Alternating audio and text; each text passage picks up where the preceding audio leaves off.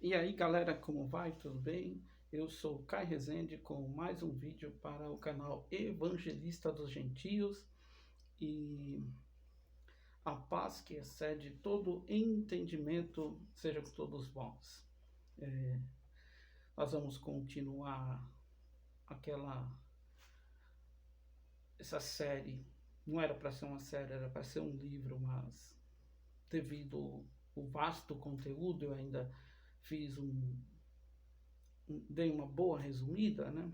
Ficou muita coisa para outros vídeos, mas deu mais vídeos. O último o que é a igreja, né? E nós vamos continuar esse vídeo agora no hashtag 2. O outro vídeo foi o vídeo primeiro. Se você não viu, eu vou deixar o link aí embaixo na descrição para que você possa estar se inteirando. Também vou, para você que ficar até o final, eu vou deixar para o final uma dica histórica e também uma dica de homilética, uma dica a nível especialista, né? Eu, em todos os meus anos de estudo, só vi um único professor, um único mestre falar sobre isso.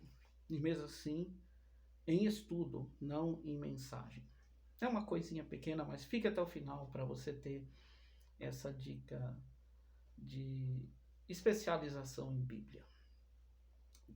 Eu parei lá no vídeo anterior, na terceira medida de farinha, que recebeu a fermentação livremente. A referência lá foi Atos 2, do versículo 1 ao versículo 4. E vamos continuar a partir dali. A partir desse recebimento, dessa livre e espontânea vontade de entregar-se ao Senhor, a igreja abriu espaço para que, desde então, Deus, a partir desse momento, desde então, Deus esteve trabalhando com a sua igreja, com o seu corpo espiritual na terra, para terminar as 70 semanas profetizadas em Daniel, para então fermentar a segunda medida de farinha, que é Israel, e então introduzir o seu reino, o reino milenial, né, do seu filho, introduzir o reino milenial de Cristo, de Jesus na terra, para então, com o reino milenial, fermentar a primeira medida de farinha, que são as nações, ou seja, os gentios, que é o tema do nome desse canal. E pontuando, né, alguns versículos que confirma tudo que eu estou falando desde o vídeo anterior. Voltemos ao Salmo 102, versos 18 a 20, que é um texto profético e uma profecia da igreja no seu nascimento, na sua edificação, que depois tem o seu cumprimento lá em Mateus 16, 16 a 18. Aí é versículo 16 a 18. Porque em Salmo é verso e nos evangelhos é versículo. Aliás, na Bíblia toda, né? A Bíblia ela é composta de versos e versículos. Toda vez que é poesia, é livro de sabedoria, a maioria é tudo verso. Principalmente em Salmo. Salmo não tem capítulo, Salmo é número, Salmo 1, Salmo 2, Salmo 3, Salmo 4, Salmo 100, Salmo 150, e as suas divisórias dos salmos, né, verso. Já no resto da Bíblia, com as suas mais variadas histórias, versículos. O Salmo 118, verso 18 diz: isto se escreverá para a geração futura, e o povo que se criar louvará ao Senhor. É um salmo profético para um povo que haveria de ser criado, um povo que havia de ser criado. E esse povo também foi profetizado na boca do profeta Ezequiel. Quando você lê lá Ezequiel 31, versículo 11, é uma profecia do povo que haveria de ser criado, como diz o Salmo 118, Salmo 102, verso 18, e confirmado, edificado lá em Mateus 16 e 18, e edificado de uma forma prática lá em Atos 2, do 1 ao 4. Assim, a igreja assumiu o lugar do luzeiro. Luzeiro? O que é isso, irmão Caio? Luzeiro. A palavra correta que deveria ser traduzido Lúcifer. Um dia para frente, não sei quando, eu vou fazer um vídeo falando só disso e explicando isso de forma profunda. Porque foi um erro de tradução, porque as traduções foram aparecendo. Vê lá o meu vídeo Iniciação em Bibliologia para você ver. Eu dou uma pincelada lá por alto, uma resumida nos anos que a Bíblia foi se desenvolvendo e foi aparecendo as cópias. Nessas cópias do hebraico, do grego para o latim, houve um erro ali e saiu a palavra da junção de uma palavra latina com uma outra palavra que eu não lembro agora se é hebraica ou grego, mas é uma língua antiga também, da antiguidade, foi que surgiu o nome, um equívoco do nome Lúcifer. O nome para Satanás, além de querubim ungido, era luzeiro, aquele que porta a luz. O que é um luzeiro? Um exemplo prático e físico nesse universo, nessa terra nossa enorme. A lua. A lua é um luzeiro, ela porta a luz do sol, ela não tem luz própria. Assim era Satanás quando ainda era anjo, querubim ungido. Ele portava a luz de Deus. Agora imagina Satanás portando a luz de Deus, irmãos. A Bíblia fala que ele se vestia de pedras preciosas. Bate luz numa pedra preciosa para você ver. Satanás era uma coisa estrondosa, uma coisa, um monumento de Deus. Satanás era, quando ele era o querubim ungido. Quando ele voava pelo céu, os tambores, os pífaros, os instrumentos de corda, os instrumentos de sopro, eles tocavam quando Satanás voava, porque eles foram criados nele quando ele foi criado. Visto que também era o maestro no céu, né? Além de muitos cargos outros que ele ocupava no céu, tesoureiro no céu, querubim ungido, entre todos os querubins ele era um querubim ungido, um querubim separado, um querubim Messias. Mas isso tudo não segurou, nos ensinando que nem todo poder, nem toda a nossa glória nos segura na verdade. Porque a Bíblia fala dele que ele nunca permaneceu na verdade. A Bíblia fala dele que ele era perfeito desde o dia que ele foi criado até o dia que se achou pecado. Algumas Bíblias falam pecado em ti, outras Bíblias falam iniquidade em si. Existe uma diferença aí. Pecado é pecado, iniquidade é iniquidade. Iniquidade é falta de governo. Eu não, é o espírito do anarquista. Eu não quero lei. Eu quero viver livre do jeito que eu bem pensar. Essa caneta aqui, ó, na minha mão, você vai me comprar, eu te ofereço ela por 1 milhão. Não tem lei, não tem poder moderador, você não pode falar nada. Ou você compra ou você fica quieto. Um exemplinho bobo aí de iniquidade. E pecado é pecado. Falta, erro, tudo é pecado.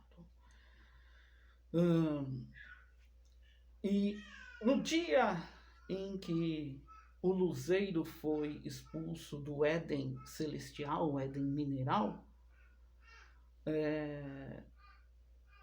Deus pôs uma sentença, lançou uma sentença sobre ele. E olha o que diz o versículo lá, o versículo 31:11 de Ezequiel. Um povo, é claro que não está o versículo todo aqui, é só uma parte dele. A mais poderosa das nações te dará o trato que tu mereces. Eis a origem e o motivo da criação da igreja.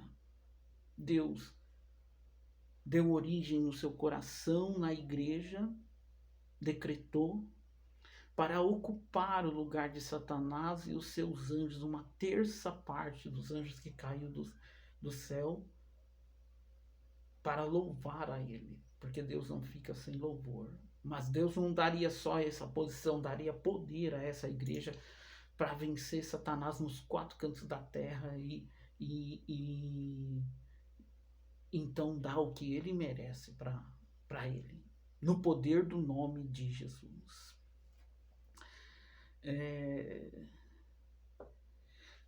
Essa origem, ela é imediatamente após a rebelião dos anjos no céu.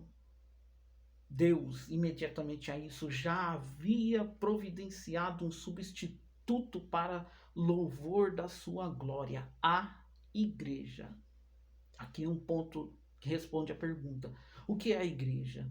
A igreja é um povo eleito, providenciado por Deus, entre os gentios e os judeus, entre as nações, para louvor da sua glória, para louvor da glória de Deus. E esse povo incumbido, que foi incumbido de executar essa sentença, só fortalecendo mais a resposta aí, é a igreja, a mais poderosa entre as nações, a mais poderosa de todas as nações. Por isso, a igreja foi eleita antes da fundação do mundo.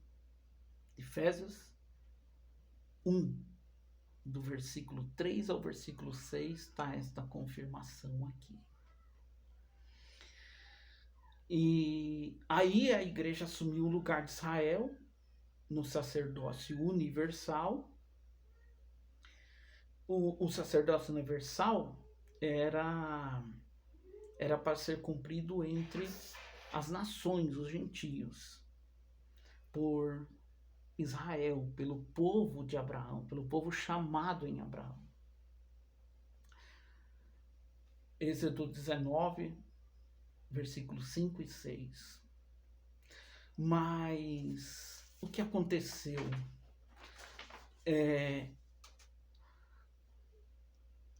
Israel negligenciou e preferiu imitar as nações que estavam em sua volta, os gentios. Olha, o propósito era especial e havia sido revelado a Abraão. Gênesis 12, do 1 ao 3. Pois, por meio desse sacerdócio, o sacerdócio universal no mundo inteiro, todas as famílias da terra seriam abençoadas, seriam benditas. E por causa dessa negligência de do povo de Abraão, do povo chamado em Abraão, de Israel, esse mesmo povo, o povo de Israel, ele teve o seu propósito mudado. Em que dia?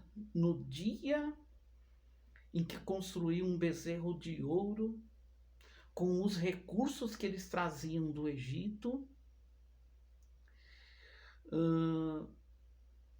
que era para ser usado na construção do tabernáculo. Leia o capítulo de Êxodo, capítulo 32 inteiro.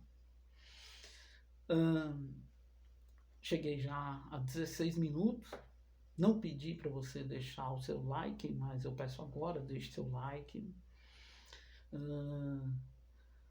Como eu prometi, até o final desse vídeo, uma dica, um apontamento histórico e uma dica de homilética para você. Só que em nível especialista em Bíblia, para quem já fez especialização em Bíblia, é para quem já se formou, para quem já é graduado em teologia e faz uma especialização em Bíblia. Em 67 depois de Cristo, o apóstolo Judas, ou melhor, como ele escreve na sua carta, o presbítero Judas, servo do Senhor Jesus Cristo, pode olhar lá o versículo 1 da sua carta, que você vai ver isso. O meio-irmão de Jesus, ele escreveu a sua carta inspirada em 2 Pedro, capítulo 2. Essa é a dica histórica. Judas escreveu a sua carta mais ou menos entre 66 e 67 depois de Cristo, inspirado no capítulo 2 da segunda carta de Pedro. E a dica homilética é que quando você pega a carta de Judas e o capítulo 2 e compara ela, você está fazendo uma comparação homilética. Isso serve para tudo que você for conferir na Bíblia. Você pode pegar todos os versículos da Bíblia e conferir eles homileticamente um com o outro, fazer uma comparação homilética. Deus abençoe a todos. Obrigado a você que ficou até o final. Se inscreva nesse canal, nos ajude a crescer, me ajuda a eu continuar te entregar bastante dicas de teologia. Deixe a sua pergunta, vá no meu e-mail, faça os seus comentários. Eu quero saber o que você achou do Carta de Judas e do capítulo 2 junto, na comparação homilética. Deus abençoe a todos. Shalom. Lahema.